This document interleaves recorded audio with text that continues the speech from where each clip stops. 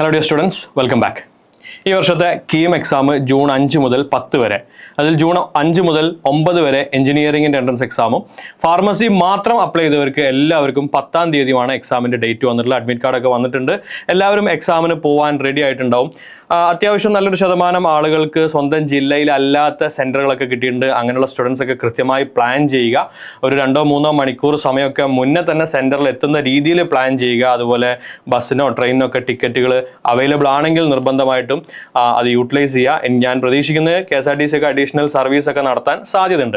ഏതായാലും എക്സാമിന് പോകുമ്പോൾ നിങ്ങൾ അഡ്മിറ്റ് കാർഡ് തീർച്ചയായും കൊണ്ടുപോകണം.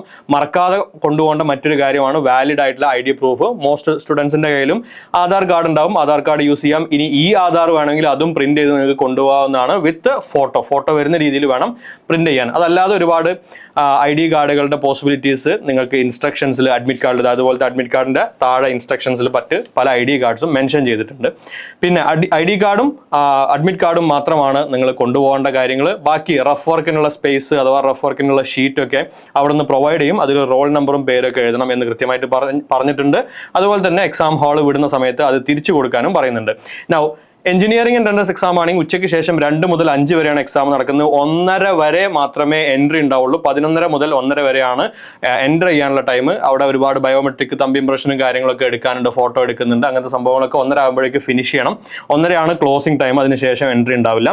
ഇനി ഫാർമസി ഓൺലി ആണ് എഴുതുന്നെങ്കിൽ 10-ാം തീയതിയുടെ എക്സാം 3:30 മുതൽ 5 വരെയാണ് എക്സാം. അപ്പോൾ അതിന് 3 മണി വരെ ആണ് എൻട്രി ടൈം. സോ അരമണിക്കൂർ മുന്നെങ്കിലും, എക്സാമിന്റെ സ്റ്റാർട്ടിങ്ങിന്റെ അരമണിക്കൂർ മുന്നെങ്കിലും നിങ്ങൾ ചെന്നിരിക്കണം. അതുപോലെ തന്നെ ആദ്യമായിട്ടാണ് കേരള മെഡിക്കൽ അല്ലെങ്കിൽ KEAM exam, Kerala engineering entrance exam computer based ആവുന്നത്. സോ അതുകൊണ്ട് തന്നെ അതിൻ്റെ ഒരു മോഡൽ എക്സാം നിങ്ങൾക്ക് അവിടെ ചെന്ന് റിപ്പോർട്ട് ചെയ്ത് നിങ്ങൾ എക്സാമിനേഷൻ ഹാളിൽ കയറി കഴിഞ്ഞാൽ ഒരു മോക്ക് ടെസ്റ്റ് ഒക്കെ നടത്തും എന്ന് ഇൻസ്ട്രക്ഷൻസിൽ പറയുന്നുണ്ട്. ഏതായാലും കൃത്യമായി പ്ലാൻ ചെയ്ത് അതിൻ്റെ ടൈം കൃത്യമായിട്ട് യൂട്ടിലൈസ് ചെയ്യുക. നമ്പർ ഓഫ് ക്വസ്റ്റ്യൻസും അതുപോലെ തന്നെ ടോട്ടൽ അവൈലബിൾ ടൈമൊക്കെ കഴിഞ്ഞ മുൻ വർഷത്തെ കീമിൽ നിന്ന് ഡിഫറൻ്റ് ആണ് കമ്പ്യൂട്ടർ ബേസ്ഡ് എക്സാം ആയതുകൊണ്ട്. ആ കാര്യങ്ങളൊക്കെ മനസ്സിലാക്കിക്കൊണ്ട് പ്ലാൻ ചെയ്ത് തന്നെ എക്സാം എഴുതുക.